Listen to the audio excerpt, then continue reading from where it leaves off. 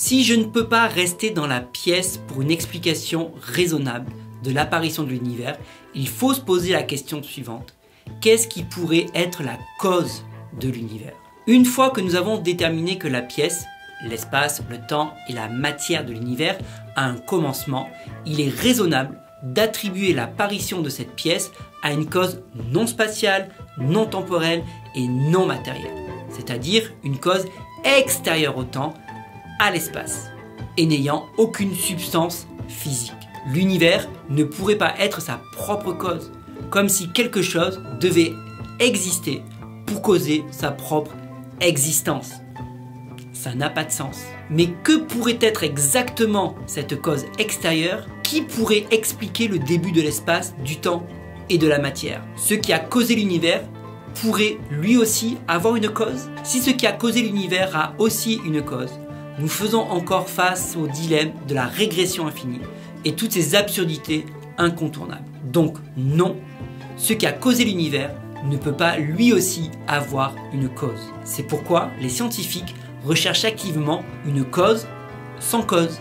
Ceci étant dit, les forces qui ont causé l'univers peuvent être divisées en deux catégories, personnelles et impersonnelles. On les appelle causées par un agent et causées par un événement.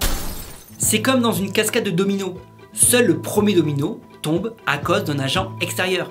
Les autres tombent à cause d'un événement antérieur.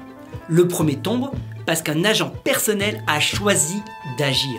Si la cause est impersonnelle, l'univers a été produit par nécessité. Les causes impersonnelles, tout comme la gravité, ne peuvent pas prendre des décisions.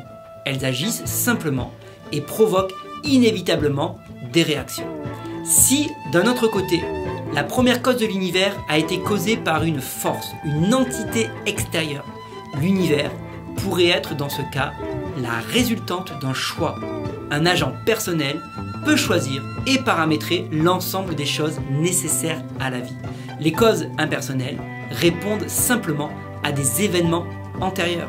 Le mathématicien et philosophe allemand Leibniz a observé « Rien ne prend place sans une raison suffisante ». Partant de ce principe, la première question que nous avons le droit de se poser serait « Pourquoi y a-t-il quelque chose plutôt que rien ?» La réponse à cette question dépend de savoir si la première cause de l'univers est personnelle ou impersonnelle. Qu'en penses-tu? Que choisis-tu?